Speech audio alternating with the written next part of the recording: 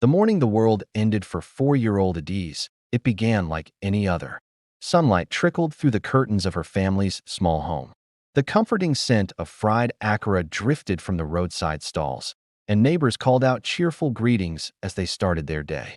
Inside, Adiz's parents, Chisholm and Ujunwa, were in high spirits. They were getting ready for a cousin's traditional wedding in Enugu, and the house buzzed with a happy, infectious excitement.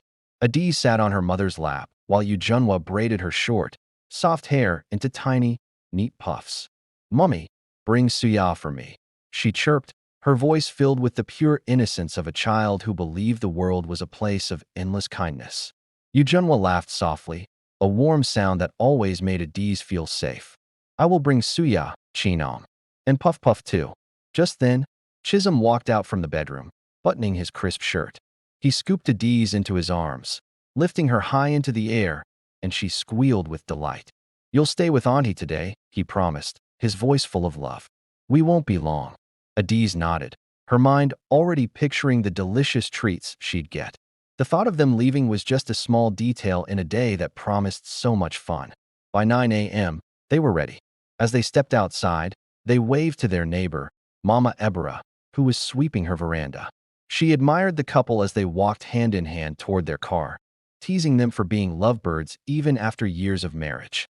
Chisholm and Ujunwa just smiled, their happiness radiating like the morning sun. As they drove off, Adiz ran to the gate, her tiny hands waving enthusiastically. "Bye-bye, Daddy. Bye-bye, Mummy," she shouted, her voice carrying down the dusty street. She watched until the car disappeared around the corner before turning back inside. The house felt quieter now, almost too quiet, but she was used to their short trips. She spent the day happily playing with her cousin, eating sweet jollof rice, and using old newspapers as her canvas for colorful drawings. The hours passed in a blur of childish joy, and then everything changed. Around 4 in the afternoon, a loud, frantic knock rattled the front door. Before her aunt could even reach it, neighbors flooded into the living room. Their faces were a chaotic mix of shock and horror. Some were panting for breath. Some were already crying, their shoulders shaking with silent sobs. Others couldn't speak at all, their eyes wide with a story too terrible for words. The news came in broken, panicked whispers. A tanker carrying fuel had skidded on the Enugu-Port Harcourt Expressway. It had collided head-on with a small car, her parents' car. The explosion that followed shook the nearby settlements, a terrifying boom that announced the arrival of tragedy. Traffic halted for hours as rescue workers battled the inferno, a wall of fire that consumed everything in its path. By the time they finally reached the vehicle, it was too late. The car was a mangled, blackened shell. There were no survivors. Ujunwa's sister, Adiz's aunt, collapsed onto the floor, her body overcome with a grief so profound it seemed to suck the air from the room. Mama Ebra let out a piercing scream, a sound of pure agony. "Chai, Chiniko, Chisholm, and Ujunwa?" Just like that. Someone ran to grab Adiz, to shield her from the unfolding nightmare, but she didn't understand. She saw the broken expressions, the tears, the despair, and her small mind couldn't make sense of it. She kept asking, her little voice cutting through the wails. "Where's Mummy? Why is everybody crying?" But nobody had the heart, or the words, to answer her. That night, the house overflowed with mourners. The sound of wailing echoed through the neighborhood, a heartbreaking chorus of collective pain. The community was in shock. Everyone knew Chisholm, the kind mechanic who would fix your car even if you couldn't pay him right away. They all knew Ujunwa, the soft-voiced teacher who treated every child as if they were her own. Their sudden, violent deaths felt like the community's heart had been ripped out. Through it all, Adiz sat quietly in a corner, sucking her thumb and clutching a doll her mother had given her just last week. She watched grown men cry openly, their faces buried in their hands. She watched women beat their chests and call out to God, begging for answers. But she still didn't understand. It wasn't until late that night, when the house was a little quieter, that a relative finally kneeled in front of her. Tears streamed down the woman's face, her voice shaking with emotion. "Ada," she whispered, her voice barely audible. "Mummy and Daddy, they have gone to heaven." Adiz stared blankly, processing the words. Heaven was a nice place, she'd been told. For how long? She asked innocently. The question hung in the air, a devastating testament to her naivety. No one could respond. The days that followed passed like dark, heavy shadows. The burial was rushed.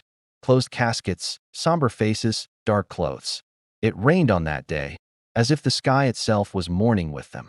Relatives gathered, but their shared grief created a strange distance, an awkward silence that no one knew how to fill. Adiz wandered through the crowd, her eyes scanning every face, desperately searching for her parents.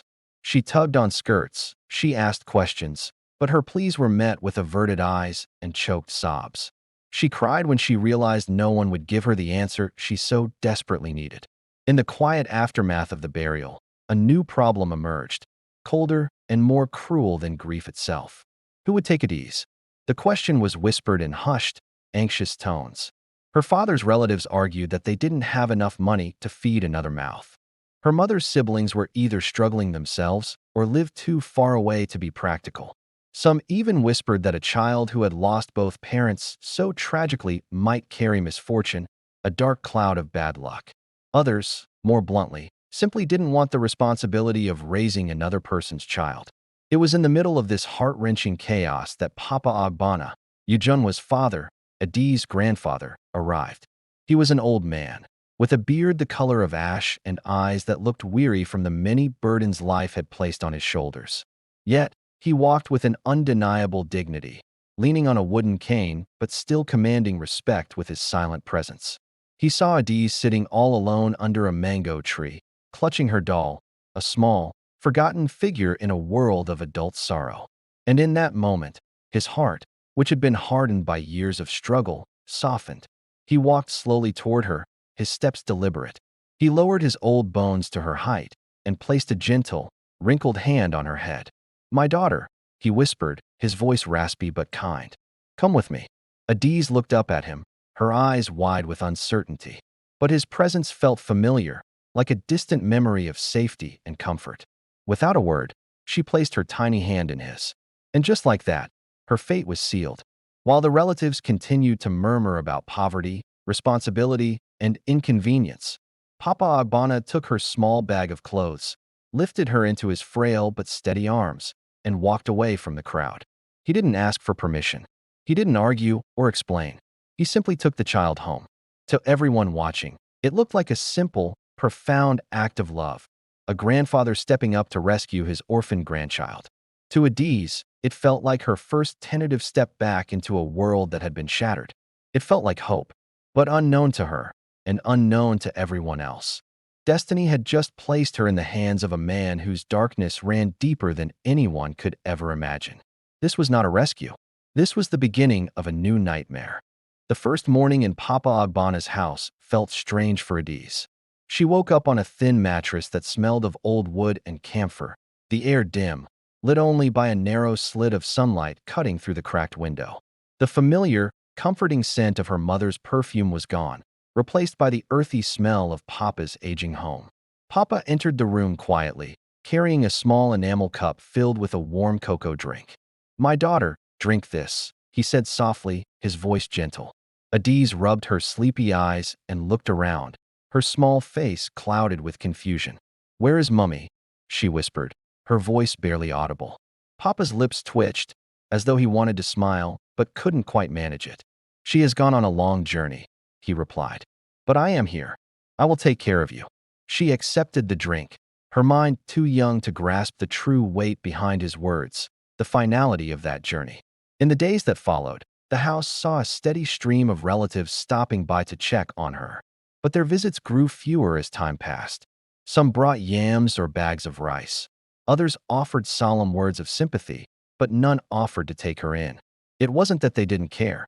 Most were going through their own silent struggles. Poverty had been gnawing at their community for years, and adding another child to their already heavy burdens felt like an impossible task. Whenever visitors came, their conversations always ended with praise for Papa Agbana. "Papa, God bless you. You are truly a good man," one would say. Another would add, "It's not easy to take in a child at your age. You will live a long life." Papa would just nod humbly, his face calm, never saying much in return. Adiz, meanwhile, clung to him more and more each day. She believed that everyone who praised him saw the same thing she felt too, a profound sense of safety. He was her anchor in a world that had suddenly turned upside down. But there were nights, quiet and dark, when the ache of her loss would surface. She'd wake up crying for her mother, her small, trembling voice echoing through the old house. "Mummy, Mummy." Papa would hear her and shuffle into her room, his footsteps slow and deliberate in the stillness. He would sit on the edge of her mattress and place a warm, wrinkled hand on her back. "My daughter, stop crying," he would whisper, his voice a comforting rumble. "Sleep. You are not alone." And in that moment, she believed him. She believed him with all her heart. Life soon settled into a quiet, predictable rhythm. Papa woke before the sun to sweep the compound with a broom made of palm fronds, the rhythmic scratching sound becoming a familiar part of her morning. He cooked simple meals, yam porridge or akpa, and on good days, rice, if they had a little extra money. Adiz followed him everywhere, a small shadow trailing a tall, steady figure. She was with him in the backyard garden where he planted ugu vegetables. She walked beside him to the small stream where they fetched water, and she held his hand in the bustling local market where he bought only what they could afford. The neighbors often remarked on their bond. "See how that girl loves her grandfather," they would say, smiling. "She's so lucky he took her in." But Adiz didn't feel lucky. Inside, she felt a profound emptiness, a hollow space where laughter and warmth used to be. Her heart carried an ache that her young mind couldn't yet name or process. If it weren't for Papa, she would have felt completely and utterly alone in the world. He was the force holding her fragile world together. When she resumed school, the reality of her loss hit her with a new, sharper pain. Other children, in their innocent curiosity, would ask questions that felt like tiny daggers. "Where is your mummy? Why didn't your daddy come for the open day?" Each time, her chest would tighten, and she'd have to force a smile, her voice small as she replied, "They traveled." Her teacher, Mrs. Okafor, a kind woman with gentle eyes, knew the truth. She never pressed Adiz but showed her care in small ways. She would give Adiz gentle pats on the back, offer her an extra snack during break time, and sometimes she'd pull her aside after class just to ask if she was okay. Adiz would always nod, a silent yes, even when her eyes glistened with unshed tears. The grief was a constant companion, especially at night. She dreamt of her mother's voice calling her name, of her father lifting her high into the air, of the laughter, love, and warmth that had all been stolen in one terrible moment. Papa noticed her quietness, the way her smiles rarely reached her eyes. "My daughter," he told her one evening as he stirred a pot of soup over the fire, "life will test us. It will push us, but we must stand strong. You will not be alone as long as I live." She looked up at him, her small frame leaning into his. She hugged him tightly, and he stroked her back, his touch firm and reassuring. "You are safe here," he whispered. And so, in time, Papa became the absolute center of her universe. He was the one who walked her to the school gate each morning and picked her up in the afternoon. He was the one who sat on the small wooden bench at PTA meetings, and the one who argued fiercely with the headmaster whenever school fees were unexpectedly increased. He carried her on his back when she fell asleep during the long church services, and he always remembered to buy her a small, sweet puff from the roadside vendor whenever she did well in her tests. To Adiz, he became more than just a grandfather. He was her father, her mother, her protector, the only pillar she had left to lean on. She trusted him completely, the way a tiny seed trusts the dark soil that nurtures it towards the sun. When people asked the little girl with the big, soulful eyes what she wanted to be when she grew up, her answer was always the same.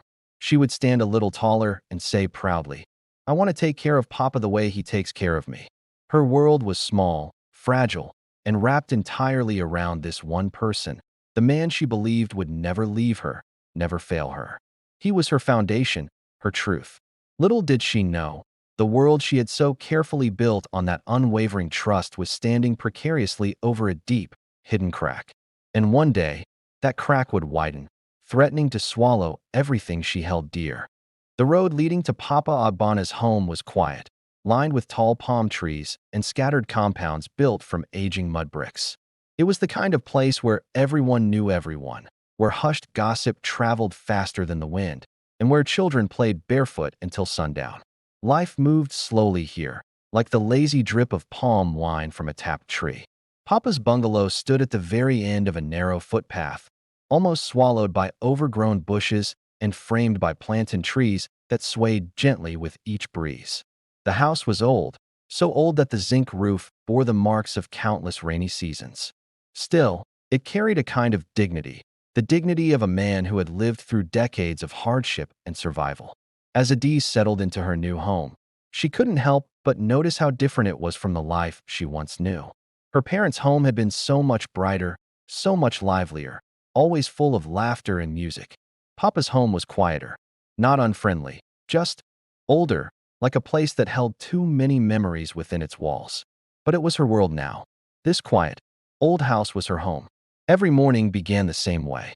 Before the sun even thought about rising, Papa's chanting of old Igbo proverbs would echo through the compound. Then came the scraping sound of his broom as he swept the floor, the sharp, shrill ring of his kettle as it boiled over the coal pot, and finally, the comforting smell of roasted yam or steaming pap. "You must wake early," he would often call through Adiz's window. "Life does not wait for children who sleep too much."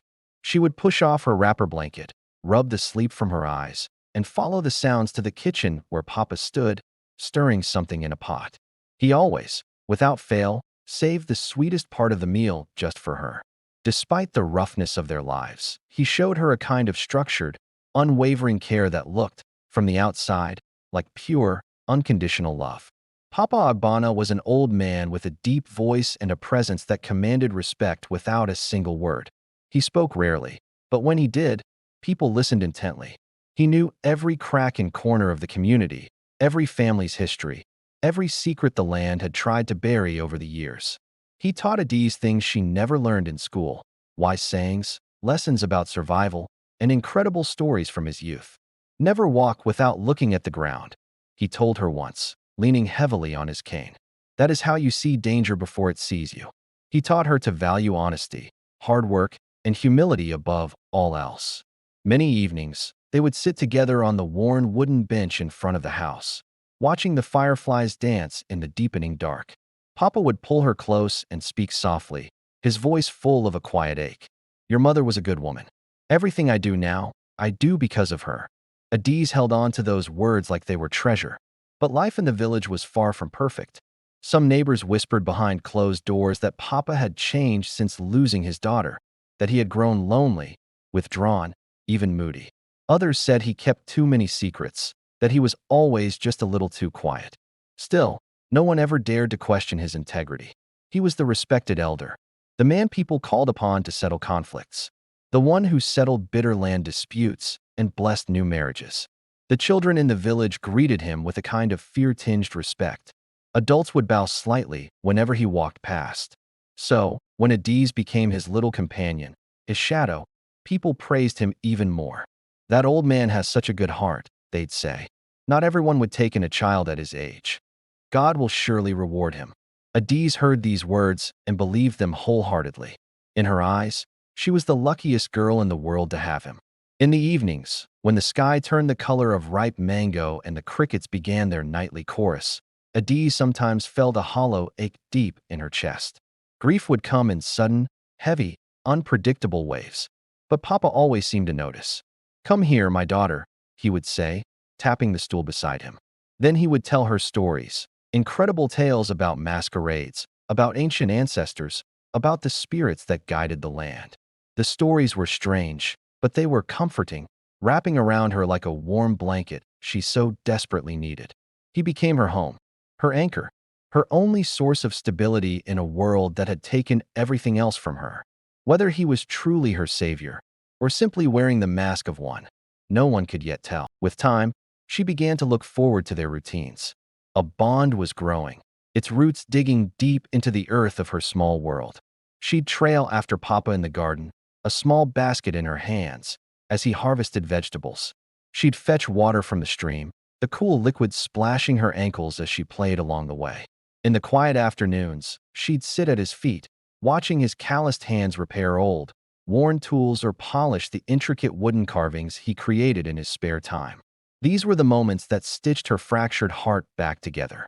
Whenever she fell sick, a fever burning through her small frame. He was a constant presence, staying by her side all night long, a cool cloth for her forehead. Whenever tears streamed down her face, he held her close, his steady presence a comfort until she finally drifted off to sleep. And whenever she succeeded, no matter how small the victory, he would lift her chin, his eyes filled with a pride that made her feel 10 feet tall. Adiz trusted him completely, with every fiber of her being. In her 7-year-old heart, he wasn't just her grandfather. He was her protector, her shield, her second chance at life itself. She couldn't have known then that trust can be the most fragile thing of all, a thin pane of glass that can shatter into a million pieces without a single warning. But for now, her world was peaceful. The sharp edges of her pain had been smoothed away. Her laughter, once a forgotten sound, was slowly returning, bubbling up like a spring. And her grandfather, the man she believed would never, ever break her, stood like a mighty, unshakable tree at the very center of her world. A tree she did not yet know carried a deep, hidden rot within its ancient roots. Life with Papa Ogbonna settled into a steady, predictable rhythm, but it was far from easy. Their home, with its cracked mud walls and a roof that wept with every rainfall, was a constant, nagging reminder of their poverty. On windy nights, the air would whistle through the gaps in the wooden planks, sounding like a restless spirit searching for a warmth they couldn't provide. On other days, rain would drip, drip, drip into the bowls Adiz had strategically placed on the floor, a somber percussion marking the passage of time. Still, Papa insisted they would manage. It was his favorite word, a shield against despair. Life is not for the faint-hearted, my child, he would often say, his voice firm. If your roots are deep, even the strongest storms cannot uproot you. Adiz clung to those words, trying with all her might to believe him, to feel the strength of those invisible roots holding her steady. She carried responsibilities far beyond her years. By the age of 7, she was already an expert in chores most children her age had never even witnessed. Every single morning, before the sun had fully claimed the sky, she would make the long trek to the stream. Balancing a heavy rubber container on her small head, she'd walk the familiar path, her bare feet sinking into the soft, cool red earth. The morning songs of the birds were often her only companions. Sometimes she would hum along, a simple, quiet tune. But on other days, the crushing weight of the container on her head felt no different from the heavy, unspoken weight that settled deep within her chest. She learned to cook over an open fire, the smoke stinging her eyes as she stirred the pot. She washed their clothes in the same stream she fetched water from, her small hands scrubbing the fabric against the smooth, gray stones until her knuckles were raw. She learned to read the sky, to know when a storm was coming by the color of the clouds and the scent of the air. Her childhood wasn't one of playgrounds and storybooks. It was a quiet, relentless struggle for survival, a lesson in resilience taught by the harsh hand of poverty. Each day was a testament to her strength, a strength she didn't even know she possessed. The world had forced her to grow up too fast, to become the sturdy branch of a tree whose roots were already beginning to decay. The road that led to Papa Ogbonna's home was quiet, almost hushed, lined with the towering silhouettes of palm trees and scattered compounds built from aging mud bricks. It was one of those places where secrets and stories travel faster than the wind, where everyone knows your name, and children play barefoot in the dust until the sun dips below the horizon. Life here moved slowly, deliberately, like the drip of palm wine from a freshly tapped tree. Papa's bungalow stood at the very end of a narrow footpath, partially swallowed by overgrown bushes and framed by plantain trees that swayed and whispered with every breeze. The house itself was old, ancient even. You could see the history etched into its zinc roof, a map of countless rainy seasons. But despite its age, it held a certain dignity, the kind of dignity you'd find in a man who has weathered decades of hardship and emerged, not unscathed, but standing. For Adiz, this was a world away from everything she had known. Her parents' home had been a symphony of life, bright, bustling, always filled with laughter and music. Papa's home was quieter, not unfriendly, just older. It felt like a place that held too many memories within its walls, too many unspoken words. But it didn't matter what it felt like. This was her world now. Her new life found its rhythm quickly. Every morning began the same way, long before the sun even considered rising. The first sound was Papa's voice, a low, resonant chanting of old Igbo proverbs that echoed through the compound. It was followed by the rhythmic scraping of his broom against the earth floor, the sharp, sudden ring of his kettle boiling over the coal pot, and then the comforting aroma of roasted yam or steaming pap drifting through the air. "You must wake early," he would call through her window, his voice gentle but firm. Life does not wait for children who sleep too much. Adiz would push off her wrapper blanket, rub the sleep from her eyes, and follow the sounds and smells to the kitchen. There, she'd find Papa, a tall, imposing figure, stirring something in a pot, his back to her. He always made sure to save the sweetest, most tender part of the meal just for her.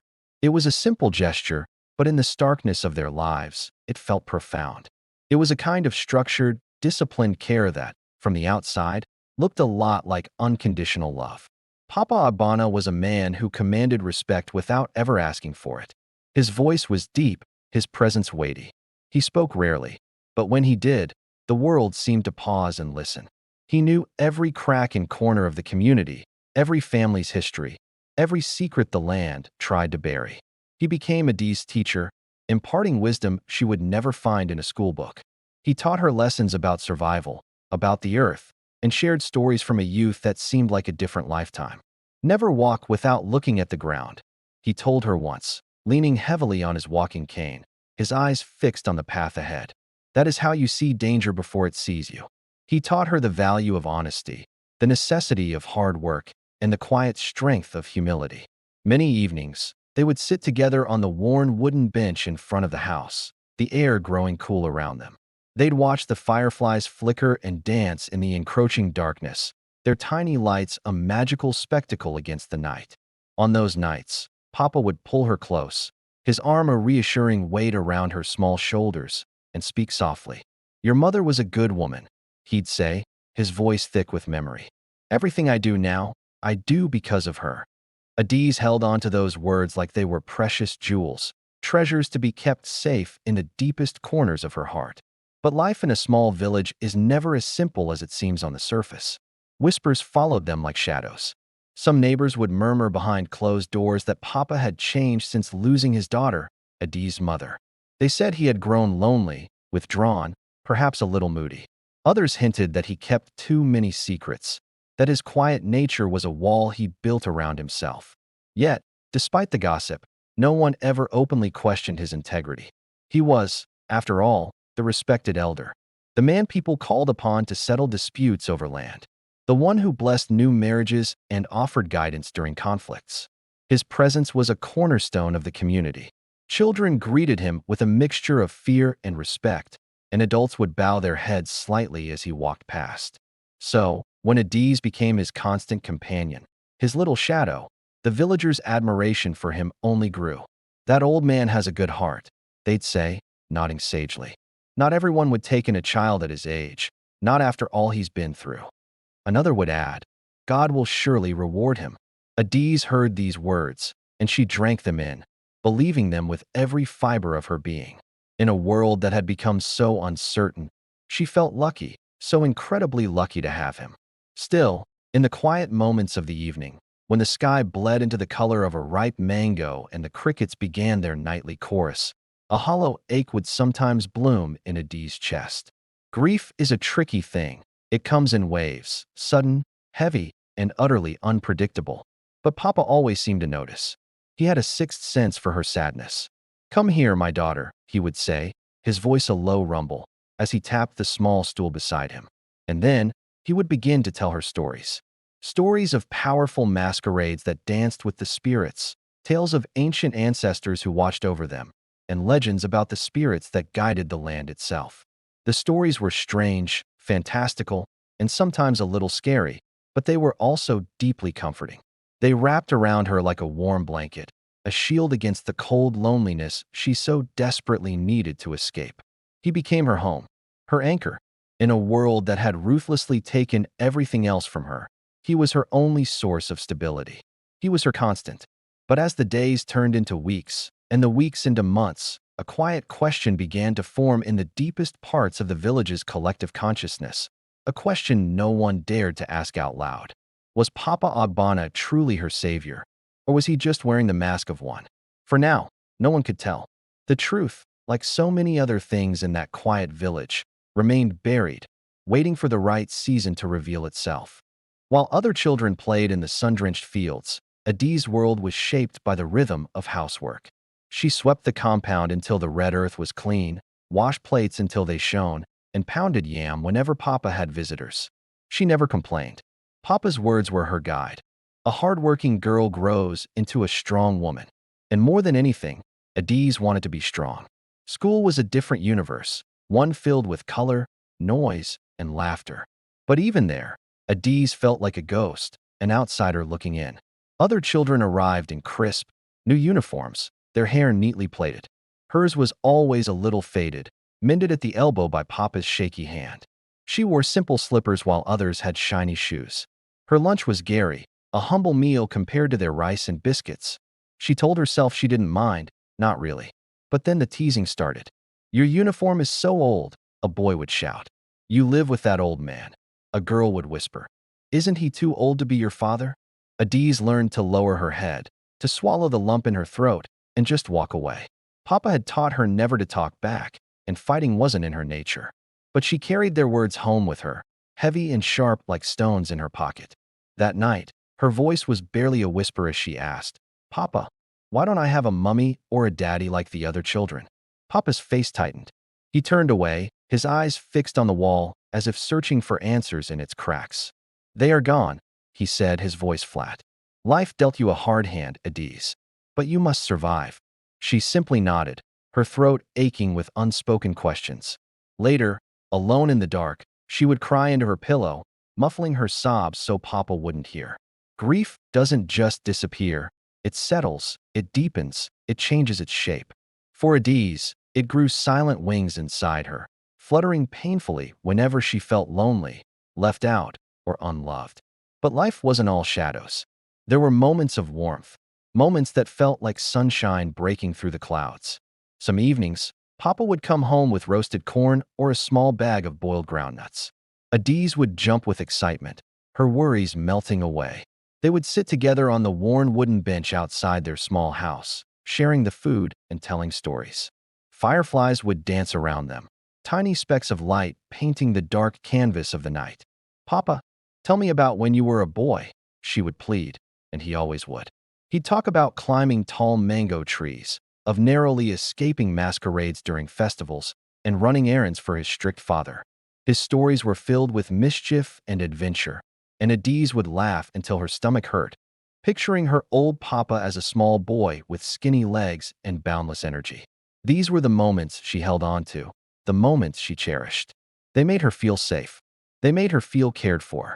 They made her feel like she belonged somewhere, right there, next to him. Even if their life wasn't perfect, she felt anchored. With every passing year, her trust in Papa deepened. He was her constant, the one solid rock in a world that had taken so much from her. When she was sick with fever, he would sit by her side for hours, wiping her forehead with a cool, damp cloth. When she did well in her schoolwork, his soft praise was the only reward she needed. When sadness crept into her heart, his hand on her shoulder and his steady voice telling her to be strong was her comfort. To the world, Papa was a hero, a kind, elderly man taking care of a child he didn't have to raise. But to Adiz, he was more than that. He was her family, her only family. He was her everything. But life has a way of hiding truths in the shadows, of whispering warnings we're not yet ready to hear. Sometimes, Papa's silences felt too heavy, too deep. Sometimes, his gaze would linger on her for a moment too long, with an expression she couldn't decipher. Sometimes, there was something in his voice that felt different, off-key, like a drum beaten out of tune. Adiz felt these shifts, these tiny, unsettling changes, like a cloud passing over the sun. But she pushed the feeling away. She couldn't explain it, and she didn't want to understand it. He was all she had.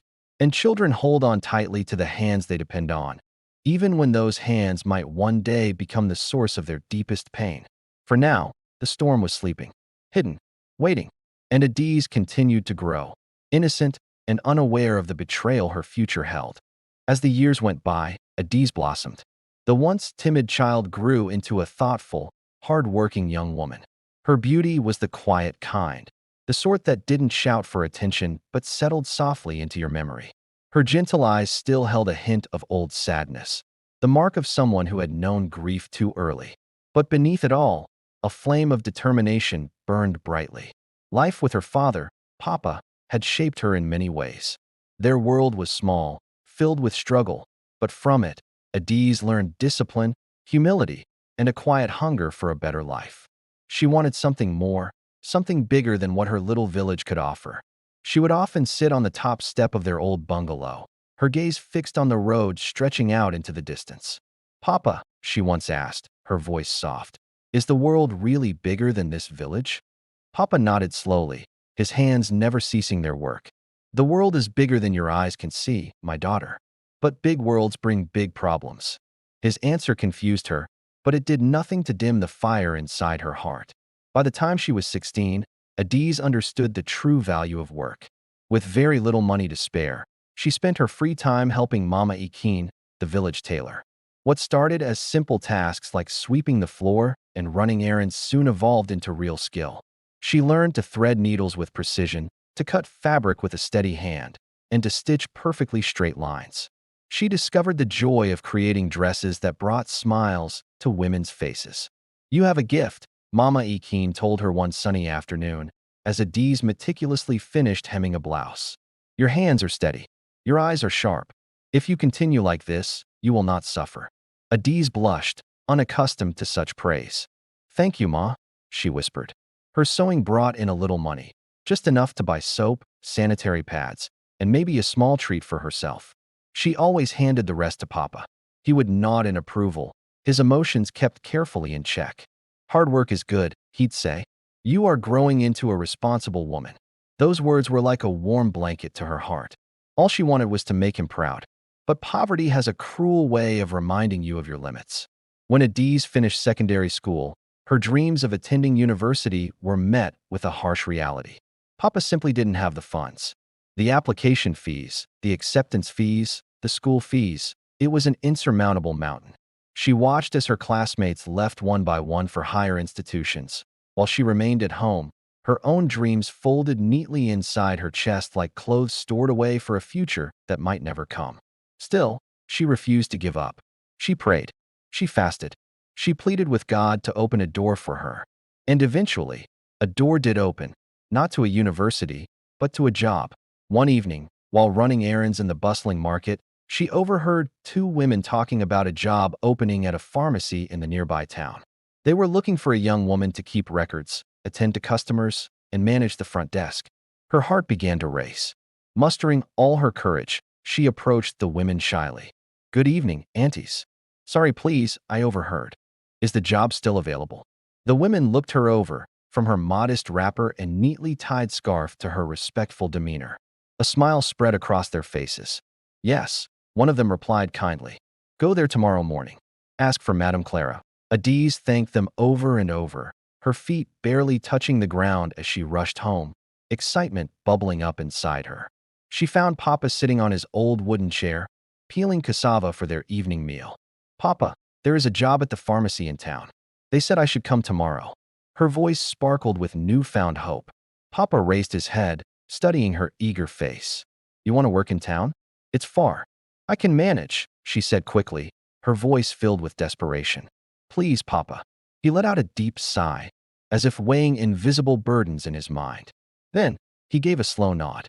"Go. Try. If God opens the door, walk through it." In a rush of gratitude, Adiz threw her arms around him. "Thank you, Papa. Thank you." For the first time in months, she felt a flicker of hope, not a distant dream, but something real, something tangible. It was a chance, and she was ready to take it. What will Adiz find in the town? Will this job be the key to the future she has always dreamed of? Stick with us to find out what happens next in her journey. The next morning, she wore her best dress, the blue and white gown she had sewn herself, and made her way to the pharmacy. The interview was surprisingly simple. Madame Clara liked her calmness, her neatness, and her seriousness. "You start next week," she said with a smile. Adiz almost fainted from happiness. The pharmacy job changed everything. She learned how to interact with people, how to handle money responsibly, how to keep records, and how to navigate a world bigger than her small community.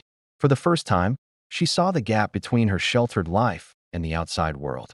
She also saw how hard people worked to survive. But she felt proud of herself. Every evening, she returned home with stories about customers, new medicines, even funny incidents from the pharmacy. Papa listened quietly, nodding occasionally.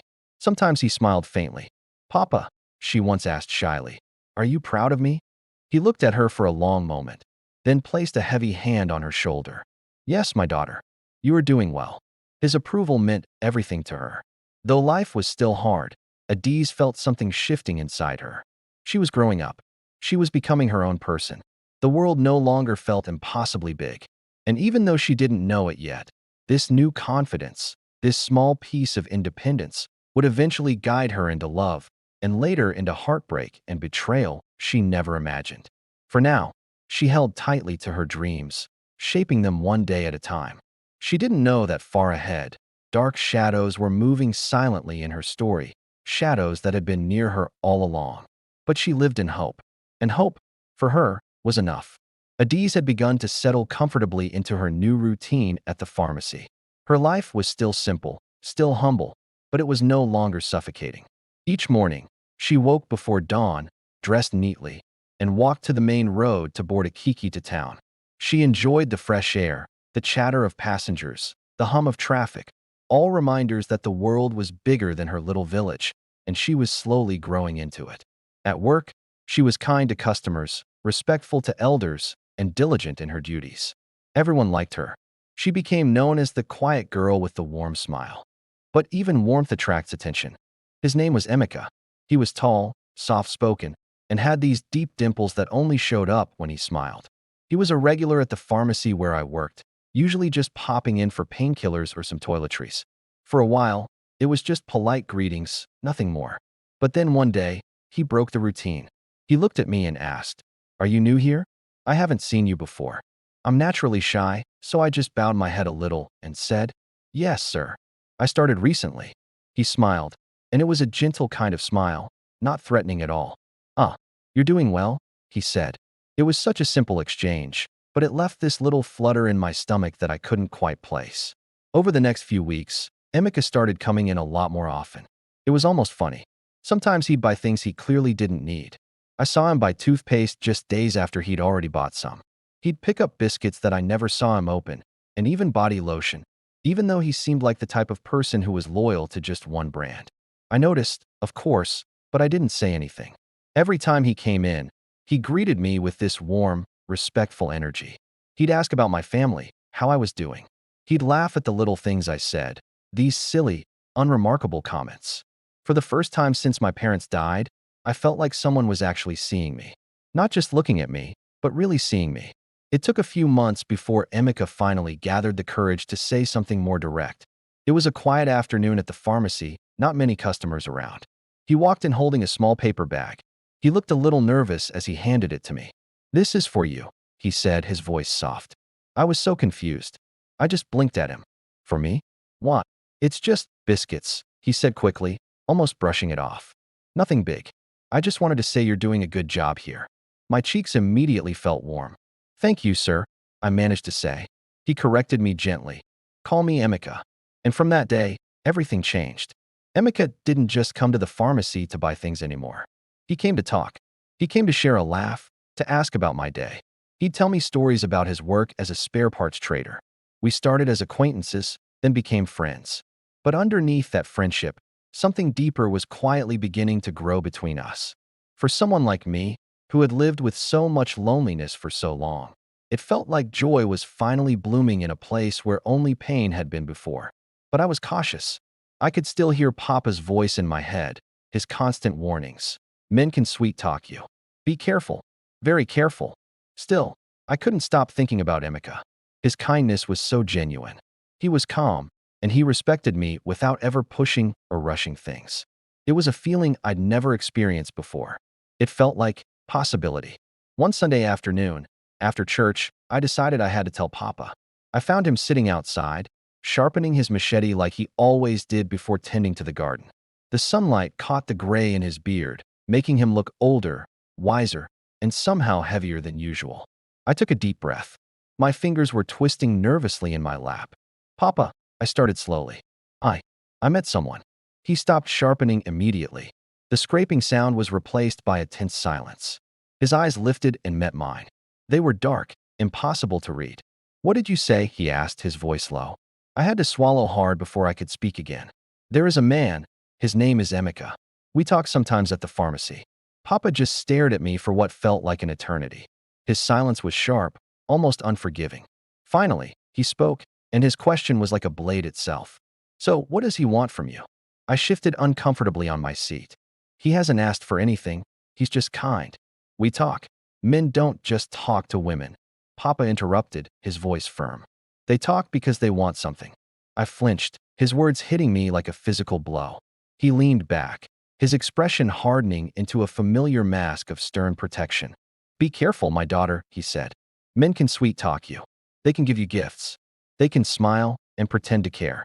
But inside, they only want what benefits them. Do not trust them easily. His words were heavy, delivered with the absolute authority of a man who believed he was doing everything in his power to protect his only child. But something in his tone unsettled me.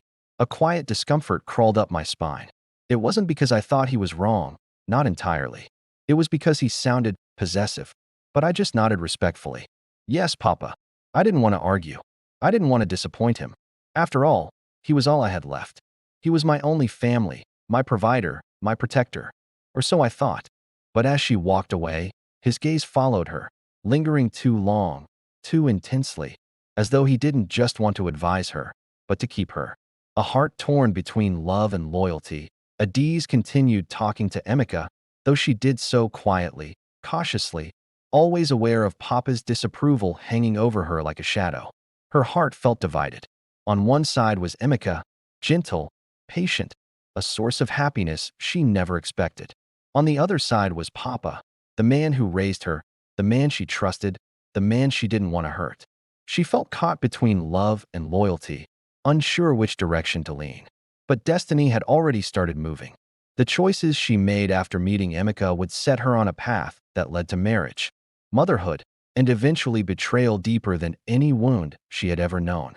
For now, however, she held on to her cautious hope, unaware of how tightly darkness was watching her from the shadows she trusted most.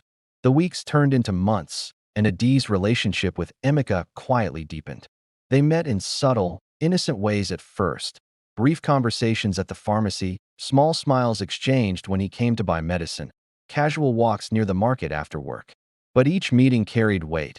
Each smile left a lingering warmth in her chest. Despite Papa Agbana's repeated warnings, she found herself confiding in Emeka about things she had never shared with anyone.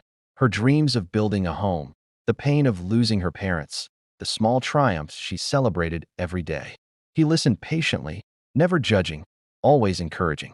One evening, as the sun dipped behind the hills, painting the village in shades of gold and amber, Emeka held her hand for the first time. Adiz, he said softly, I want to be part of your life, if you'll let me. Her heart pounded. She looked around nervously. In the quiet of the dusk, the cicadas sang softly, the wind whispered through the palm trees. And for a moment, it felt like the world had paused for her. I want that too, she whispered. It was the first time she had allowed herself to believe in happiness, a quiet, simple kind, the kind she had never dared imagine after losing her parents. The next day, she approached Papa Agbana with careful steps. He was sitting under the mango tree, polishing his walking cane. Papa, she began, her voice trembling slightly. There is someone I care about. His name is Emeka. I want to marry him someday. Papa's eyes narrowed. He leaned back and studied her silently. You want to give your heart to a man? He asked slowly, his voice heavy. Do you know what men want? They will take everything from you if you are not careful. Do you understand? Adiz swallowed hard. Yes, Papa, I understand. But I also feel happy with him. He is kind. He respects me. Papa's hand tightened around his cane. Be careful. Do not trust easily. Men are dangerous. Very dangerous. She nodded, knowing that she would carry his warnings in her heart. But her heart also knew its own path. She wanted to love, to live, to have the family she had always dreamed of. Emeka's courtship was patient and respectful. He brought small gifts, a bunch of oranges, a book, a handkerchief embroidered with her initials.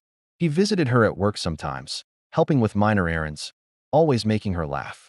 He never rushed, never demanded. Adiz began to feel the strange, intoxicating mix of love and trust that she had never known. Even after the daily struggles of life, the long hours at the pharmacy, the simple meals of yam and vegetable soup, the chores she could never escape, she went to bed with a sense of peace that had been absent for so many years. Papa Agbana observed everything. Every meeting, every exchange, every smile Emeka gave her.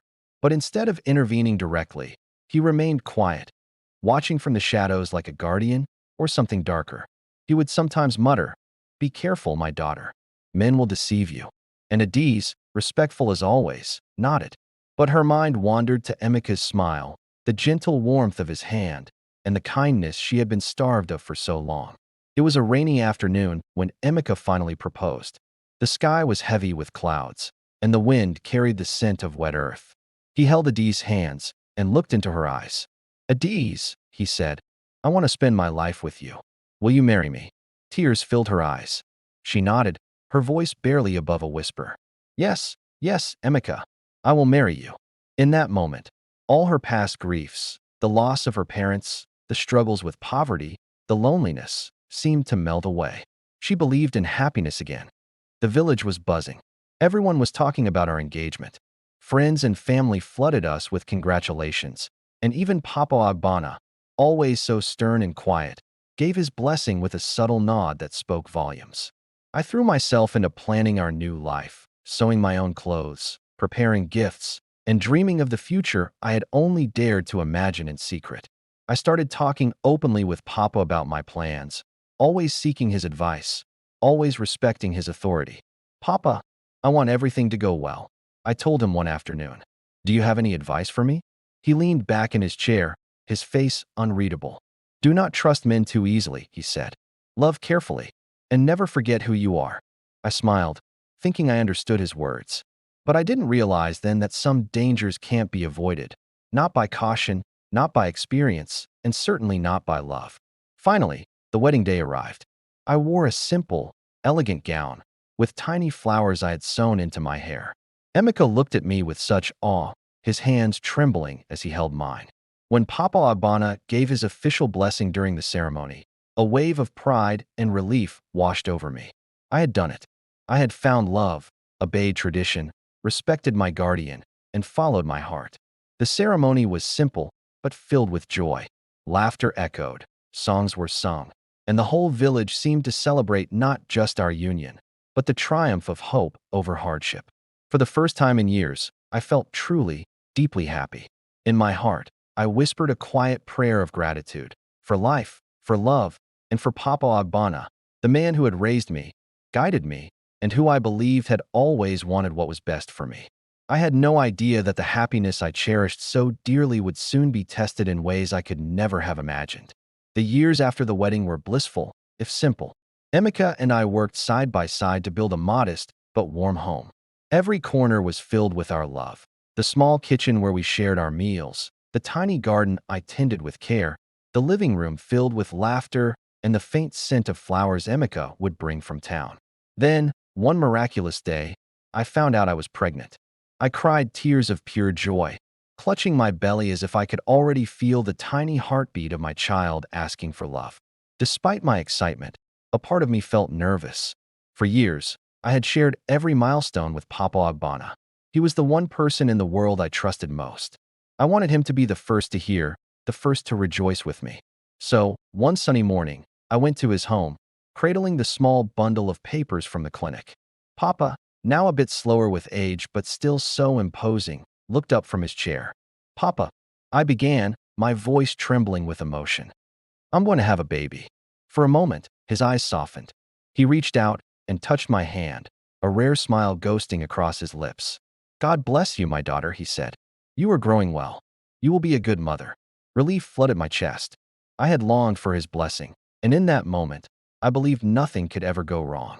Months later, I gave birth to a beautiful baby girl. She was so delicate and small, with tiny hands that curled instinctively around my finger. I named her Kayamika, which means God is beautiful. From the very beginning, I wanted Papa Agbana to be part of this new chapter. Papa, I said to him, will you help me take care of Kayamika? You've always taken care of me. I want you to help me with her too. Papa smiled, but there was a strange intensity in his eyes that I didn't recognize. Of course, my daughter, he said. I will help. I felt safe. I thought nothing could ever taint this perfect happiness. In the first few months, Papa's help was a blessing. He would watch over the baby while I rested or ran errands, and he helped with chores around the house. His presence was comforting, and I never questioned it. Why would I? He had raised me, protected me, and guided me through life's hardest moments. I trusted him completely, but slowly, things started to feel off. Subtle signs began to unsettle me. Kayamika, who was only 5 months old, sometimes seemed restless and fussy in Papa's arms. A few times when I came home, I noticed her tiny chest looked strange, almost bruised. When I asked Papa about it, he just waved it off, his voice calm and reassuring. Babies sometimes just move too much. It's nothing. I wanted to believe him. I needed to believe him. The thought that he could be anything but a loving grandfather was too terrible to consider. But that unsettling feeling in the pit of my stomach wouldn't go away. One afternoon, I came home earlier than expected. The house was quiet. I walked toward the nursery, expecting to see Papa rocking Kayamika to sleep. Instead, I heard a faint, pained whimper. I pushed the door open gently, and what I saw made my blood run cold. Papa was holding Kayamika, but his expression was dark, twisted. He was pressing his thumb hard into her tiny chest, again and again. Kayamika was squirming, her little face contorted in pain. For a second, I couldn't move. My mind couldn't process it. This was Papa Agbana, my protector, my guide. He looked up and saw me standing there. His eyes widened, not with guilt, but with a cold, terrifying fury. What are you doing here? He hissed. I finally found my voice. What are you doing to her? I screamed, rushing forward and snatching my daughter from his arms. He stood up, his face a mask of rage. She is just a child. You're spoiling her, he shouted. The man I had loved and trusted my entire life was a monster. I ran. I ran out of that house with Kayamika clutched to my chest, and I didn't look back. I ran to Emeka, my words tumbling out in a sob-filled, incoherent mess. He held me, his own face pale with shock and horror as he looked at the marks on our daughter's chest. That night, there was no sleep. There was only fear, betrayal, and a sickening clarity. The man I called Papa, the man who had warned me not to trust others, was the one person I should never have trusted at all. His advice wasn't a warning. It was a projection of his own darkness. The next day, we went to the authorities. The investigation was a nightmare. Facing Papa Agbana in a small, sterile room, seeing him deny everything with a straight face, was the hardest thing I've ever done. He called me ungrateful, a liar. He tried to turn everyone against me. But the evidence was there. The bruises on my baby girl's chest were undeniable. The community that once celebrated my wedding was now divided. Some whispered that I was a thankless child, disrespecting the man who raised me. But others, especially the women, looked at me with a new understanding, their eyes filled with a shared, unspoken pain. In the end, justice was served. Papa Agbana was held accountable for his actions. But healing is a much longer journey. The trust that was shattered that day can never be fully repaired. I look at my beautiful daughter, Kayamika, and I see a survivor. We are both survivors. Her laughter is the music that drowns out the echoes of the past. Building a new life, a life free from that shadow, has been a difficult, painful process. We moved away from the village, seeking a place where we could be defined by our future, not by my past. I learned that true family isn't just about blood. It's about safety, respect, and unconditional love. The love I now share with Emeka and our precious daughter. My story is a painful one, but it's also a story of resilience. It's a reminder that even in the deepest darkness, the light of a mother's love can find a way to shine through, protecting her child at all costs. We are rebuilding, one day at a time, and our love is the foundation.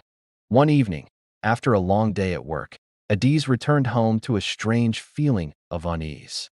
Her husband, Emeka, had recently installed a small security camera in the house, just for peace of mind. But tonight, something drew her to it. Curiosity warred with a nameless dread as she decided to check the footage. What she saw made her world shatter. Her stomach plunged, and the air left her lungs. It was Papa Agbana, her beloved grandfather, the man she trusted with her life, the one she confided in. And he was doing something utterly unspeakable to her infant daughter, Kayamika. The video showed him trying to insert his fingers into her baby's private parts. The screen swam before Adi's eyes. Her hands shook so violently she could barely hold her phone. A wave of nausea washed over her. It couldn't be real. How could the man who had raised her, the man she adored, commit such a heinous, monstrous act? This was the man who was supposed to protect them, her only family. The betrayal felt like a physical blow, knocking the breath from her body and leaving her gasping for air amidst a torrent of tears. Just then, Papa Agbana walked in and saw the horror on her face, saw the incriminating footage playing on her screen. Panic flared in his eyes. "No," he shouted, his voice cracking. "You are seeing things. You are imagining it." His denial was weak, desperate. But for Adiz, the truth was as clear as the tears streaming down her face. A primal surge of maternal rage, hot and fierce, erupted from deep within her. It was a protectiveness she never knew she possessed. She screamed, a raw, guttural sound of pure fury and pain. She lunged at him, striking him across the face again and again, the sting in her palm a faint echo of the agony in her heart. Without a second thought, she grabbed her phone and dialed the police. The authorities arrived with startling speed. They listened to her frantic explanation, watched the damning video, and arrested Papa Agbana. As they led him away, Adiz saw him for what he truly was for the first time. The mask of a loving, protective grandfather had fallen away, revealing a monster hiding in plain sight. The betrayal cut deeper than any physical wound she had ever known. Her entire life, her entire sense of family and safety, had been built on a lie. In the quiet, heavy hours that followed the arrest, Adiz sat in the dimly lit living room, cradling Kayamika tightly in her arms. Her heart felt like a leaden weight in her chest, aching with a pain so profound it was hard to breathe. But alongside the pain, a strange sense of fierce relief began to surface. Justice had been set in motion. Her baby was finally, truly safe. Papa Agbana, the man she had trusted more than anyone in the world, would never be able to hurt them again. Emeka came and sat beside her, wrapping his strong arms around them both. He didn't press her for details. He just held her, whispering words of comfort into her hair. "We'll heal," he promised, his voice a steady anchor in her storm. "We will get through this. We'll make sure she grows up safe and loved and completely free." Adiz leaned into him, the tears she had been holding back finally flowing freely. The pain of such a deep betrayal was immense, a gaping wound in her soul.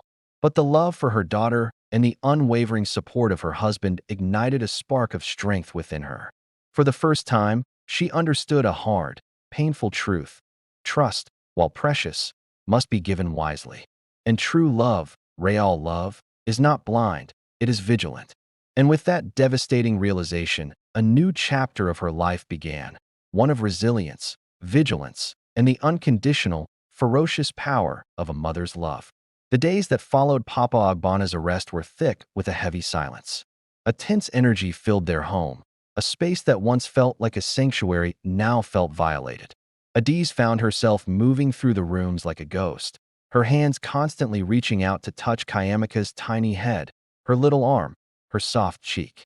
It was a nervous, repetitive gesture, as if she feared the world itself might snatch her baby away if she looked away for even a second.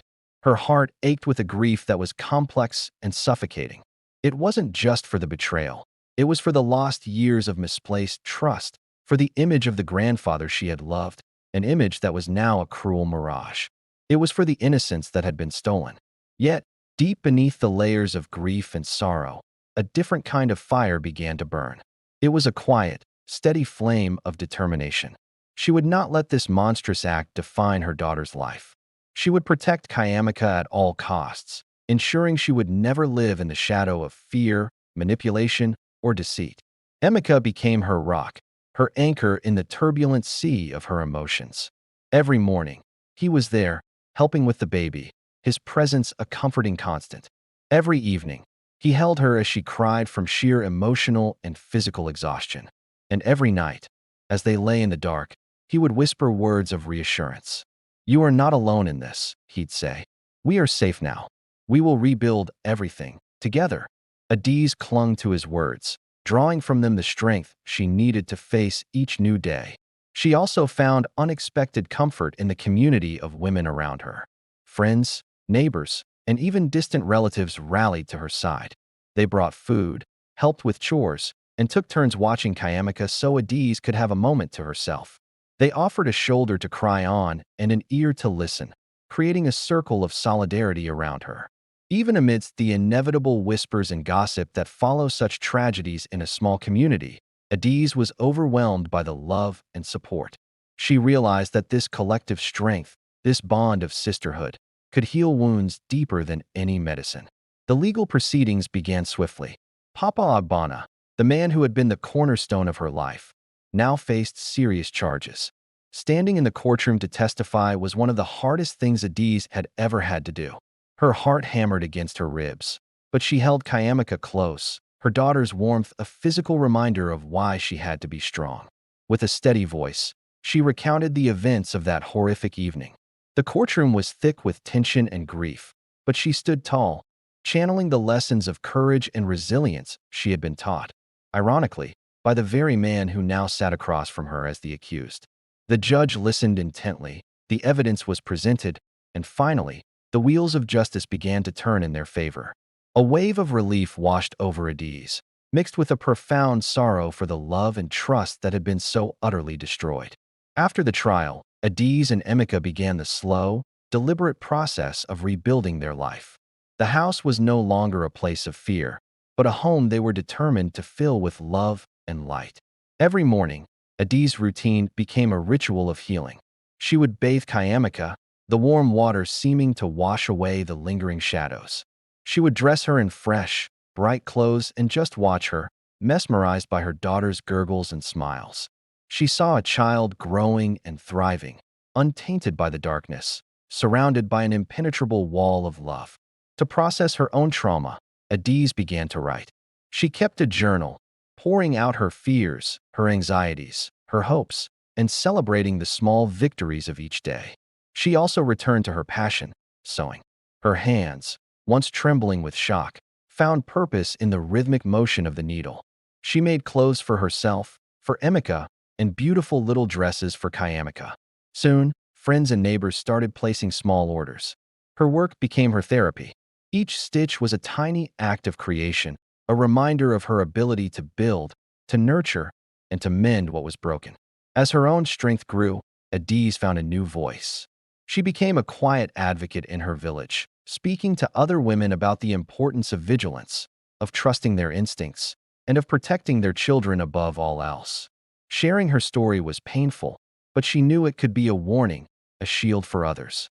Trust is a precious gift, she would tell young mothers at village meetings. But we must love wisely. We must protect those we love with everything we have. And if something feels wrong, you must speak out. Your voice is the strongest shield you have. Her words, born from unimaginable pain, carried immense weight. The women in her community listened. They respected her courage. They no longer saw her as just a victim, a survivor of a terrible tragedy. They saw her as a pillar of strength, a woman who had faced the unthinkable and had not only endured but had emerged stronger, using her experience to protect others. Adiz had rebuilt her life not just for herself and her family, but for her entire community, transforming her deepest pain into a beacon of hope and resilience. Slowly, the house filled with laughter again. Kayamika's giggles, Emika's warm smiles, and Adiz's quiet hums while she worked created a new rhythm of life. It was a rhythm that was joyful, and most importantly, it was safe. The scars, of course, remained.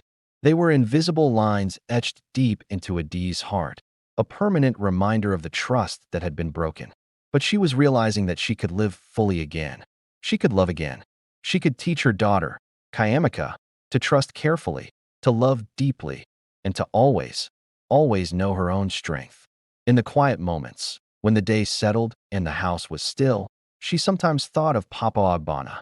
The feelings were complex. It wasn't hatred, not anymore. Instead, it was a sobering awareness that even those we trust the most can betray us. It was perhaps the hardest lesson of life, to trust, but also to protect, to act decisively when love is threatened. And in that hard-won knowledge, she was finally beginning to find peace. Adi's life was forever changed, but in many ways, it was also renewed. Through the fire of pain, betrayal, and fear, she had discovered a resilience she never knew she possessed. She found a courage that roared louder than any threat, and she held onto the unwavering, unbreakable bond between a mother and her child. For the first time in a long, long time, she felt a quiet certainty deep in her soul. No matter what storms came her way, she would survive. And more importantly, Kayamika would grow up safe, loved, and strong, carrying forward a legacy of courage, hope, and the incredible power to rise above darkness. The sun rose on a new chapter for them, bright and unyielding. It was a promise that life, even after the deepest betrayal, could be beautiful again. Life had begun to settle into a gentle, predictable rhythm for Adis, Emika, and little Kayamika. The small home they had built with their own hands, a home built on a foundation of love, now pulsed with warmth and laughter. Morning sunlight would stream through the windows, catching the edges of the freshly washed curtains that Adis had sewn herself. The scent of cooking, of yams and rich stew, filled the air. It was an ordinary life, yet it felt absolutely extraordinary. It was a life carefully, lovingly reconstructed from the shards of betrayal and pain. Adis often found herself just watching her daughter play on the floor, marveling at this small, perfect human she had helped create. Kayamika laughed so easily, her little hands reaching for toys, and she would sometimes toddle over to Adis' lap, seeking the comfort and safety she knew she would always find there. In those precious moments, Adis felt the heavy weight of the past lift just a little, replaced by a profound sense of hope and purpose. This new life wasn't just about healing. It was about reclaiming her strength. Adis had become stronger, more confident in her role as a mother, a wife, and a provider. She had resumed her work as a seamstress, her skilled hands once again creating beautiful garments. She started by taking on small orders from neighbors and then from local stores. The work wasn't glamorous, it wasn't going to make her rich, but it gave her something invaluable: independence and a deep sense of accomplishment. Each stitch she made was a small act of defiance. Each garment she completed was a quiet declaration to the world and to herself: I survived. I am stronger now. I will protect my child. Emika continued to be her rock, her unwavering support. He managed his trading business in town, a steady and reliable presence, but he was always home in the evenings. He helped with chores, supported Adis' work, and cared for Kayamika with a tenderness that melted her heart.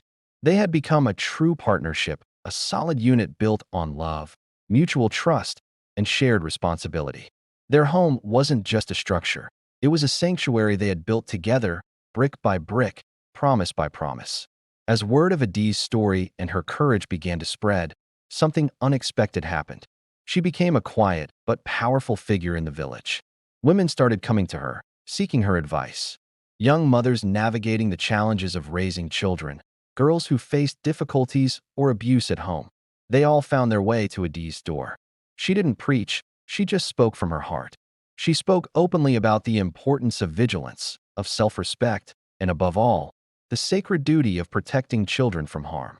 Never stay silent if something feels wrong, she would tell them, her voice firm but gentle. Your voice is stronger than your fear. Your love is your shield. Protect those who depend on you, especially the children.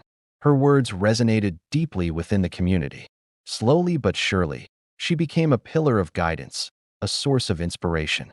Adis realized that her own pain, the very thing that had almost destroyed her, could now serve as a warning and a beacon of hope for others. Her story was no longer just her own. It had become a lesson for the entire village. But healing is not a straight line. Despite the stability and love that now filled her home, Adis' heart sometimes betrayed her. In the dead of night, she would wake up suddenly, her heart pounding, haunted by the ghost of a memory. The memory of Papa Agbana's betrayal, the man she had trusted completely, the grandfather she had adored, and the terrible danger he had posed to her child. Even though justice had been served and he was gone, the emotional scars remained, raw and sensitive. She found herself becoming hyper-aware, almost uncomfortably vigilant, especially when leaving Kayamika with anyone outside of her and Emika. Trust, she realized, wasn't a switch you could just flip back on. It had to be rebuilt, carefully, piece by piece, day by day. Yet, these moments of sharp anxiety were always balanced by the sound of Kayamika's laughter, by the warmth of Emika's hand in hers. These things were her anchor, reminding her that darkness could be overcome by vigilance. Yes, but also by an even greater amount of love. With this newfound stability, Adiz began to think about the future in ways she hadn't dared to before. The fear that had once paralyzed her was beginning to recede, making way for dreams. She wanted Kayamika to grow up educated, to have choices Adiz never had. She wanted her to be safe, strong, and independent. She dreamed of their home expanding, not just in size, but as a space brimming with love, creativity, and endless laughter.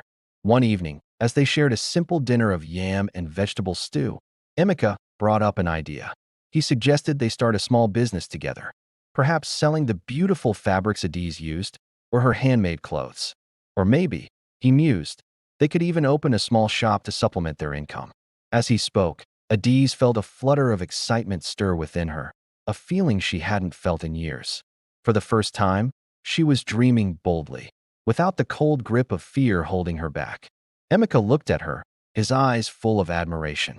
"Papa would have been proud of you," he said softly. Adiz smiled, a faint, thoughtful smile. She thought about the lessons she had actually learned from Papa Agbana, the good parts. The discipline he had instilled, the resilience he had inadvertently taught her, and the courage to act decisively when everything was on the line. She decided then and there that she would carry the good forward, the lessons that made her strong. But the darkness?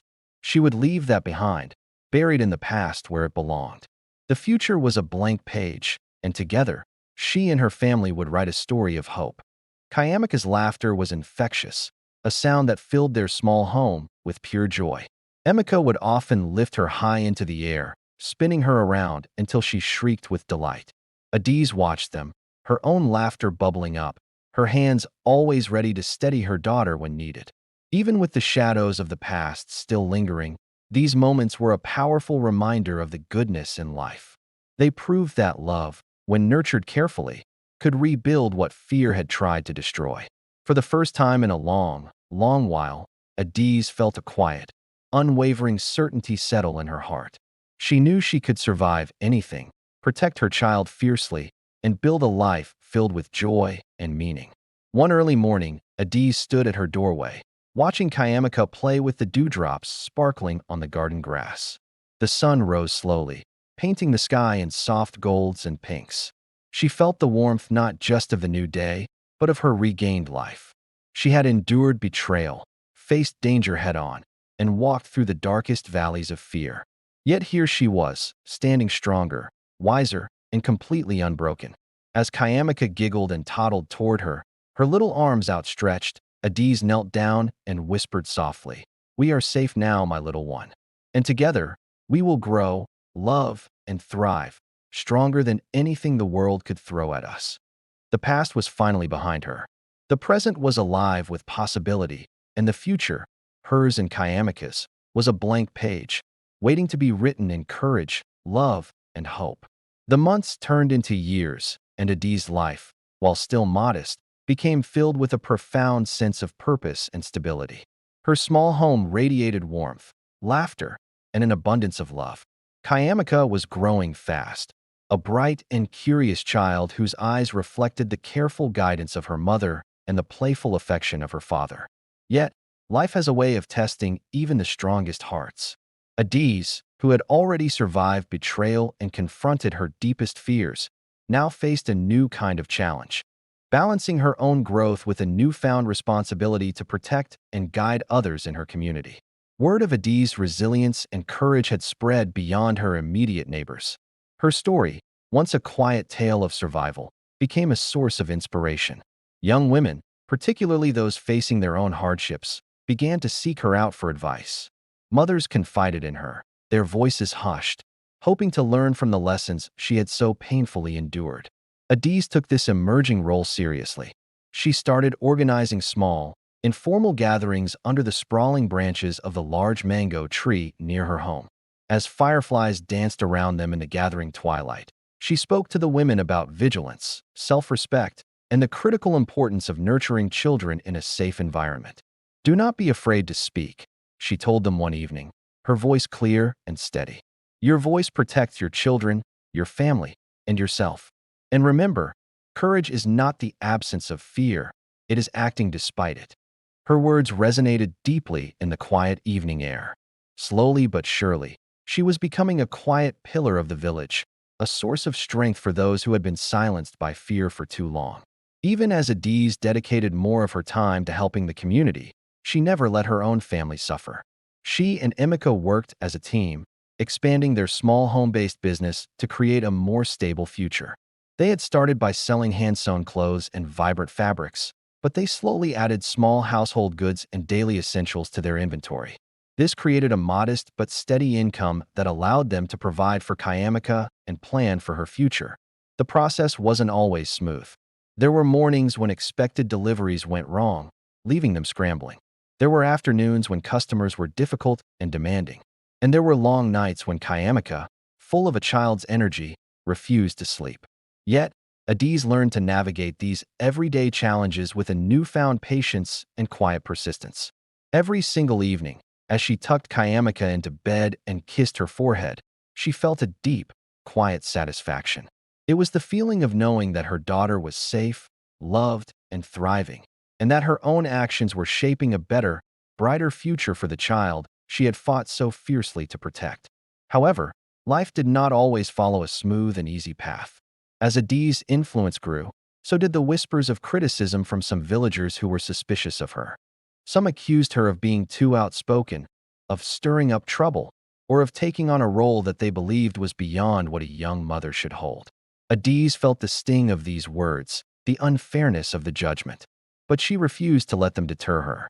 She knew from her own experience that fear and prejudice often masked a deeper ignorance. With Emika's unwavering support at her side, she continued her work, transforming the criticism into motivation. "Let them talk," he said to her one night, placing a comforting hand on her shoulder as they sat outside their home. "You are making a real difference. That is what matters." Adiz nodded, a sense of clarity washing over her. She realized that her journey was no longer just about her own survival. It was about shaping a community where all children could be safe and where all women could speak their truth without fear. Amidst the community work and the responsibilities of their growing business, Adiz made sure that her family remained her central focus, her anchor. Weekends were sacred, reserved for special outings with Kayamika. They took trips to the bustling market, went for long walks by the river, and spent quiet, lazy afternoons tending to their small garden. These simple moments were precious. They reminded her that despite all the hardships she had faced, life could be joyful, tender, and deeply fulfilling. She and Emika often spoke late into the night about their dreams for Kayamika as future. They envisioned an education that would open doors for her, a life free from the fears that had once haunted Adiz, and a legacy built on courage and love. Adiz also began to teach Kayamika small but important lessons about life, about kindness, about inner strength, and about the importance of being vigilant, planting seeds of wisdom that she knew would grow as her daughter did. By the end of this chapter in her life, Adiz had firmly established herself as a figure of strength in the village. She was a mother who had faced unspeakable betrayal, a wife who had rebuilt her family from the ground up, and a woman who now used her voice to empower others. Though the scars of her past remained, they no longer defined her. Instead, they had shaped her into someone resilient, wise, and unyielding, a fierce protector of her family and a beacon of hope for her community. Slowly, the village began to recognize this truth. They started to see Adiz not as a survivor of a tragedy, but as a leader, a teacher, and a powerful symbol of courage. Life for Adiz, Emika, and Kayamika had settled into a new rhythm, one of hope, growth, and quiet resilience. Their small home, once just a shelter from the world's storms, had blossomed into a hub of warmth, laughter, and incredible productivity. Every corner of their modest compound told a story of their hard work. The garden, now lush and carefully tended, the neat stacks of clothes, ready for sale, and Kayamika's brightly colored toys scattered playfully across the yard. This was more than just a house. It was a home they had built with their own hands and hearts. The family's home-based business was growing steadily. Adi's remarkable sewing skills, combined with Emika's valuable trade contacts, allowed them to expand their reach far beyond the village. Soon, they were receiving orders from nearby towns, and sometimes, even from the bustling city. Each delivery brought not just income, but a profound sense of accomplishment. It was tangible proof that determination, love, and sheer hard work could triumph over the immense hardships they had faced. But Adi's vision extended beyond her own family's success. She began training other women in the village, sharing her skills in sewing and small-scale entrepreneurship. She offered lessons and guidance, empowering them to develop skills that could lead to their own financial independence. These classes quickly became more than just lessons. They transformed into small but powerful gatherings where women could share their stories, their struggles, and most importantly, their support for one another. Over time, Adi's reputation in the community began to shine. She was no longer seen just as a survivor of a terrible tragedy, but as a leader, a guide, and a woman who could inspire courage and resilience in others. Villagers started seeking her advice on everything from childcare and small business to delicate family matters. When she spoke, people listened because her words were filled with the weight of experience and wisdom, softened by a deep sense of empathy. Even the local authorities began to take notice. They consulted her on community initiatives, recognizing her unique ability to connect with families, especially mothers and children. For Adiz, this recognition was both humbling and incredibly empowering. She came to understand that the darkness of her past had, in a way, given her the strength to become a source of light for others in her community. While her life had found a new, stable ground, Adiz still carried the emotional scars of her grandfather's betrayal. There were moments, usually late at night after Kayamiko was asleep, when the memories would resurface, the suffocating fear, the shock, the confusion of realizing that the man she had trusted had hurt someone she loved so deeply. But now, Adiz was learning to process these emotions differently. She started seeking therapy and counseling, gradually understanding that acknowledging her pain wasn't a sign of weakness. It was a crucial, necessary step toward true healing. Each session allowed her to unpack the trauma, piece by piece, and to rebuild her trust in herself and in the good people around her. Though Papa Abana had caused irreparable harm, Adiz found a way to reconcile with her own memories of him. She accepted the complex truth that he had been a part of her life, both a protector in her youth and a source of her deepest pain. She realized that holding on to rage and bitterness would only poison her own future. So, she made a conscious, powerful decision. Her focus would be on Kayamika and the beautiful life they were building together. The past would not define them.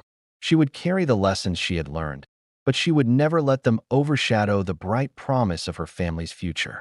In this environment of safety and boundless love, Kayamika flourished. She was a bright, happy child, learning her letters, her prayers, and the small but vital values that Adiz and Emika cherished: honesty, kindness, courage, and empathy. The family shared meals together, worked side by side, and laughed together, each day reinforcing the powerful bond that held them. Adiz found immense joy in the simplest things. The sight of Kayamika running barefoot across the garden, Emika's quiet, proud smile as he helped with chores, the warm scent of freshly baked bread wafting through their home.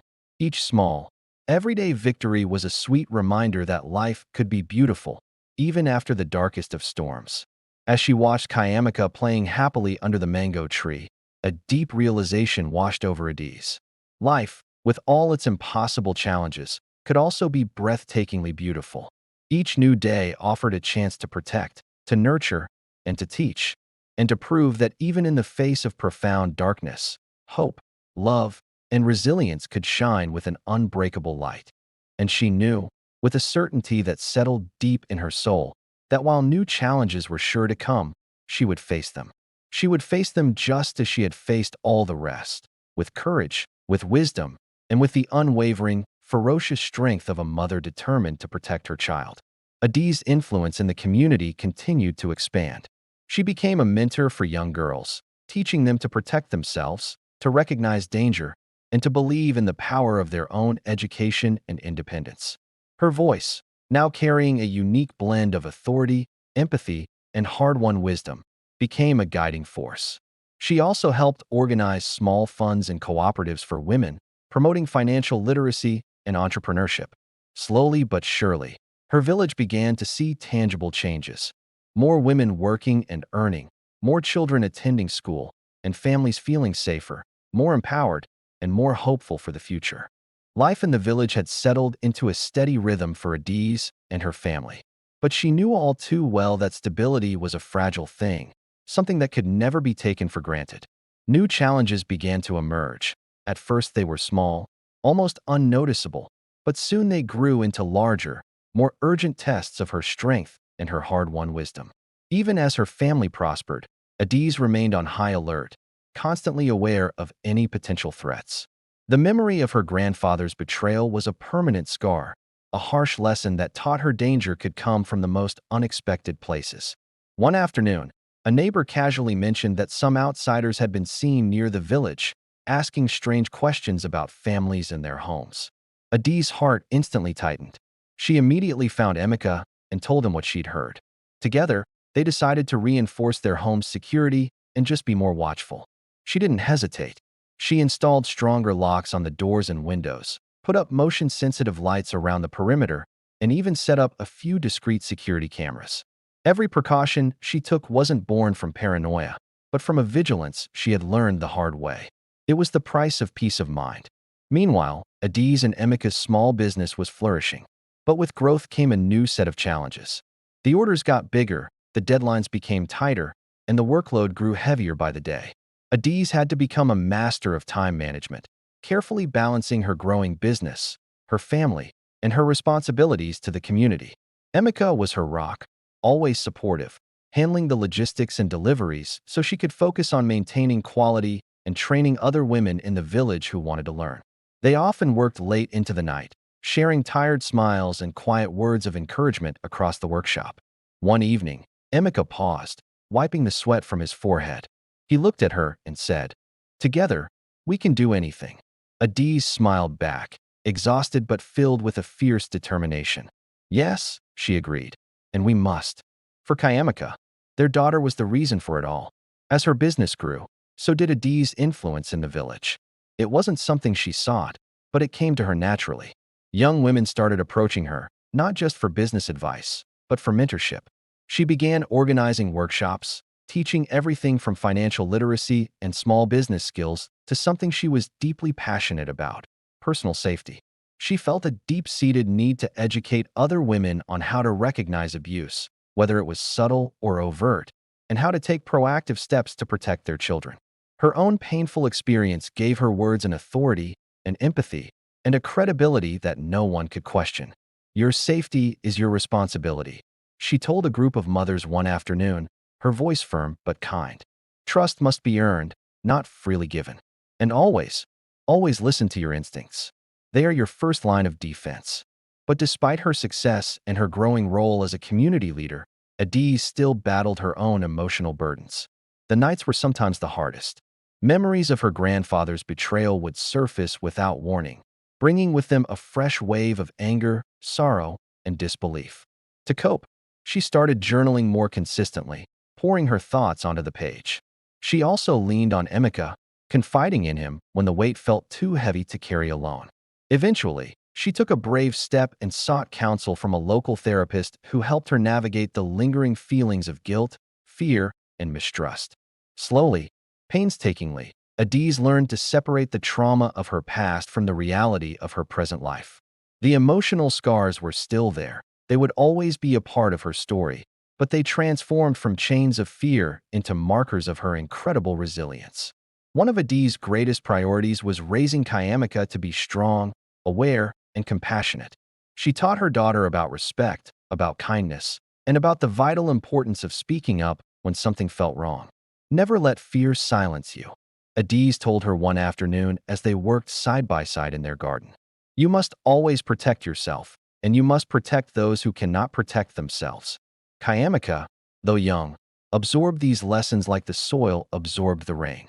Adiz could already see it in her daughter's eyes, the same spark of courage, the same resilience that had carried her through the darkest moments of her own life. Then, a more serious test arose, one that challenged the entire community. A heated dispute over land rights erupted between two families, and tensions were running dangerously high. Because of her reputation for fairness and wisdom, Adiz became the natural choice for a mediator. She approached the explosive situation with a calm and steady hand. She listened patiently to both sides, letting each family air their grievances without judgment. She then offered practical, common-sense solutions, emphasizing the importance of peaceful resolution for the good of the whole village. Her guidance, rooted in empathy and reason, ultimately helped the families reach a compromise, preventing the conflict from escalating. The village's trust in Adiz deepened. She had become more than a survivor, more than a mother, more than a business owner. She was a guardian of their community, a protector of its values and its safety. By the end of this chapter in her life, Adiz had achieved a delicate, beautiful balance. She had a thriving family, a growing influence in her community, and was walking a path toward true emotional healing. The shadows of the past still remained, of course, they always would, but they no longer had the power to control her life. Instead, they had become the very foundation of her strength, her resilience, and her purpose. One early morning, she stood on her porch, watching Kayamika play in the garden as the first light of dawn broke over the horizon. Adiz reflected quietly to herself. Life may have tried to break us, but it has also taught us how to rise.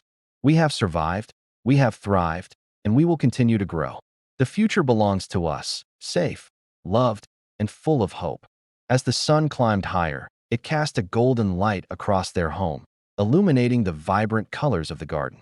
It was a new day, a day filled with promise, with courage, and with the quiet, unshakable power of a woman who refused to let darkness define her life. She had found her light, and now she was sharing it with the world. As the sun dipped below the horizon, painting the sky in fiery hues of orange and pink, Adiz sat on her porch, the world around her hushed. In her arms, little Kayamika slept peacefully, a warm, trusting weight against her chest. The soft symphony of crickets filled the evening air, a calming rhythm to her thoughts. Adiz looked back on her journey, a path marked by the sharp pain of betrayal, the fierce struggle for survival, and the profound, overwhelming joy of motherhood. She was no longer just a survivor. She was a leader, a mentor, a pillar of strength for her community. She knew that life, in its unpredictable nature, would always bring new storms. But now, she was ready. She possessed a strength forged in hardship, a wisdom earned through tears, and a heart full of love. She had built more than a business. She had built a sanctuary, a home where love, courage, and vigilance thrived. Watching the last sliver of sun disappear, she whispered a promise to herself and to the sleeping child in her arms. No matter what comes, we will endure. We will grow. We will protect.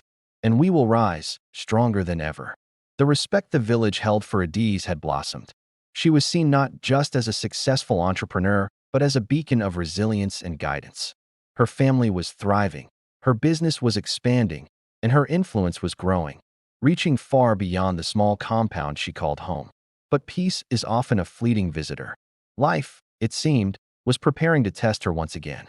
New challenges began to stir, not with the roar of a lion, but with the quiet hiss of a snake in the grass, subtle, hidden, and demanding a new level of wisdom and vigilance. It all started with whispers, insidious rumors that slithered through the village market.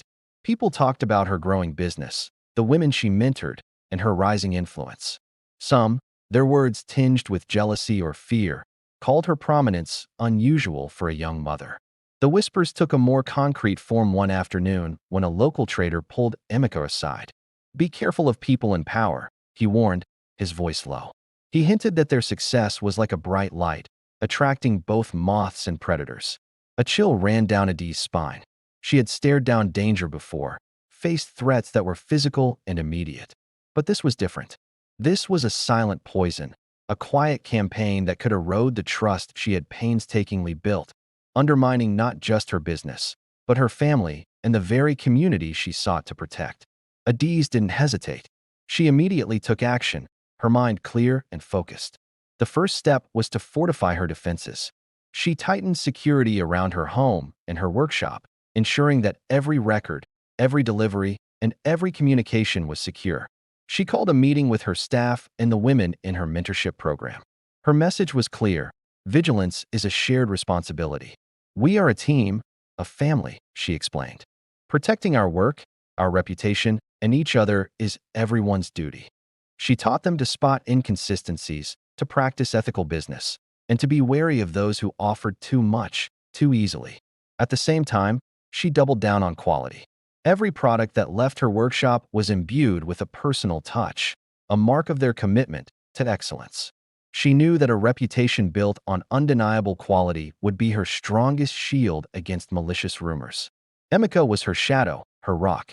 He handled logistics, met with clients personally, and served as a gatekeeper, ensuring that no disruptive force could pierce the aura of trust and love that protected their family and their enterprise. They were a formidable team, their bond strengthened by shared experience and unwavering love. Her mentorship program took on a new, urgent focus.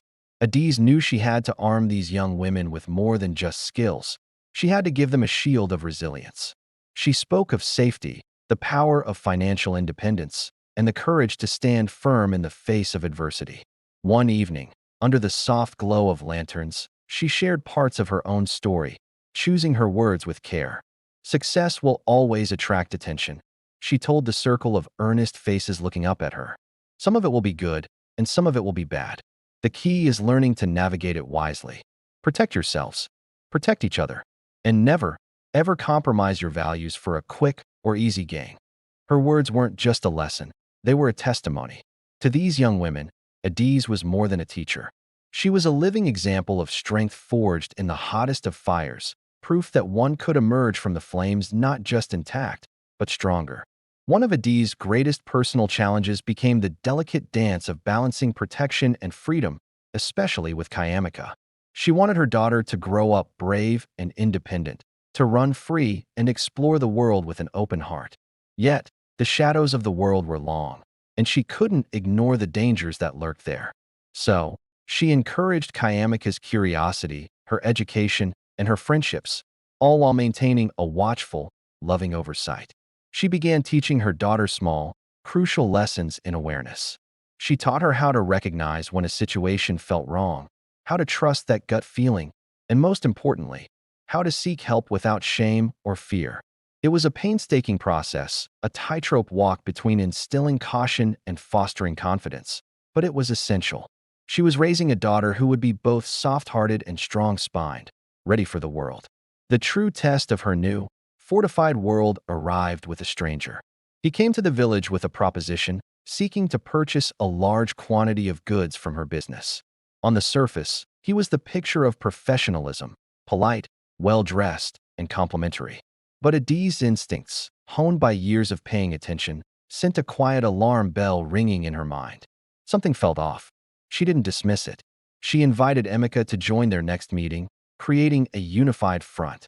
She carefully monitored every detail of the proposed transaction and, without arousing suspicion, had Emeka discreetly verify the man's references in a neighboring town. Her caution was not paranoia, it was prudence. By taking these measured steps, she was protecting not just her own family, but the livelihoods of all the women who worked with her and the integrity of the community that looked to her for guidance. Her vigilance paid off. It soon came to light that the stranger had a history of exploiting small, local businesses, leaving a trail of broken promises and financial ruin. Adiz's careful watch had prevented a serious breach of trust and security, reinforcing the very principles she was teaching. It was a quiet victory, but a profound one, proving that the greatest strength often lies not in loud confrontation, but in quiet, unwavering vigilance. As Adiz stood on her porch once more, watching another day come to a close, she felt a sense of deep, settled peace. The whispers had faded, silenced by the undeniable quality of her work and the strength of her community. The challenges had not broken her, they had sharpened her. She had built a fortress, not of stone walls, but of trust, integrity, and shared purpose.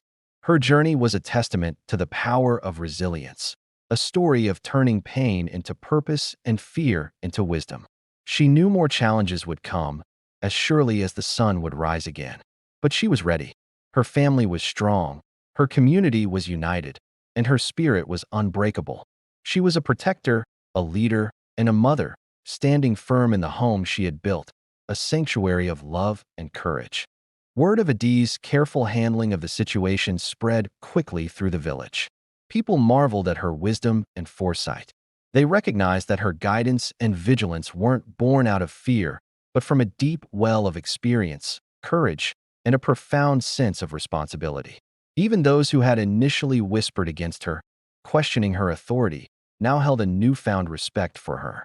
Adiz had proven that true leadership requires more than just strength. It demands intelligence, patience, and an unwavering moral compass. As another day drew to a close, Adiz stood at her window, watching her daughter, Kayamika, play in the yard. The setting sun painted the village in beautiful shades of gold and amber. Despite the subtle threats that still lingered on the periphery, she felt a quiet, unshakable confidence. She had navigated betrayal, protected her child, built a thriving business from the ground up, and guided her community through uncertainty. Each challenge had only strengthened her. Each test had reinforced her vigilance, and every success had deepened her resolve. Adiz whispered softly to herself, a mantra she had repeated through countless trials and triumphs. No threat is greater than our unity, our vigilance, and our love. We will protect what we have built, and we will continue to rise. The village was quiet, the evening calm. Yet beneath the surface of that serenity, Adiz knew she was ready for whatever challenges might lie ahead. Life had certainly grown steadier for Adiz and her family, but peace was not the same as ease. While she had managed the external threats with her sharp mind and constant vigilance, she knew that the heart often faces battles that can't be solved with locks, cameras, or business acumen. Adiz came to a critical realization.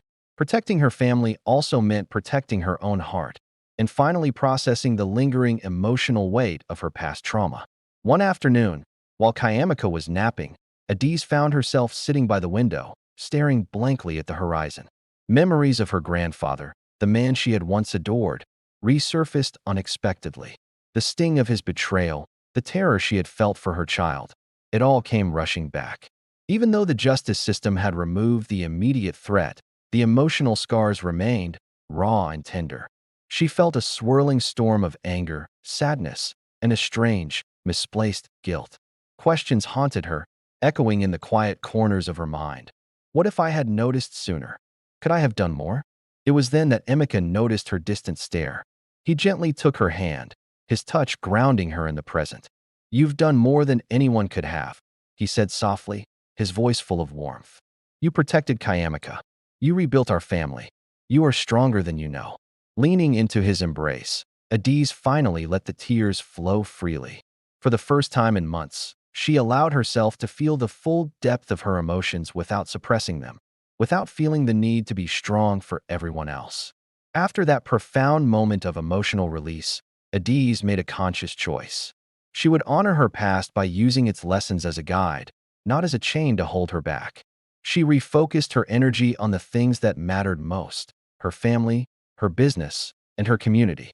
She began documenting her experiences, writing down the lessons she had learned, both the painful and the empowering. Her goal was to create a legacy for Kayamika, a record of courage, vigilance, and resilience that could guide her daughter through whatever life might throw her way. This new resolve found its way into her daily life. Adiz started spending more intentional time with Kayamika, teaching her not just practical skills, but also essential values. She taught her how to sew, how to manage small tasks around their home, and how to interact with neighbors respectfully. But more importantly, she instilled in her daughter lessons of vigilance, self-respect, and courage. "Remember, Kayamika," Adiz said one afternoon as she helped her daughter thread a needle, "being kind does not mean being naive. Always trust your instincts, and never be afraid to protect yourself." Kayamika's bright, intelligent eyes absorbed every word.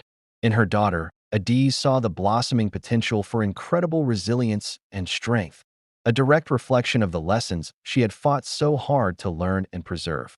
Adiz's influence in the village continued to expand. She began organizing workshops focused on women's empowerment, child protection, and small business management. She knew that knowledge was a powerful tool. Going a step further, She created a cooperative fund to help other women start or expand their own businesses, firmly believing that economic independence was a cornerstone of personal and family security. Her actions inspired a powerful ripple effect. Young women who attended her workshops began teaching what they had learned to others. A wave of education, empowerment, and vigilance began to spread throughout the village, creating a stronger, more self-reliant community for everyone. The quiet emotional storm Adiz had faced became a significant turning point. She realized that healing isn't a straight line and that acknowledging her pain was what allowed her to truly grow stronger. She also recognized that her family's prosperity and safety were deeply intertwined with her own emotional well-being. By taking care of herself, she was taking care of them. Adiz finally found a beautiful balance in her life, nurturing Kayamika, managing her growing business, guiding the community, and, crucially, taking care of her own heart and mind.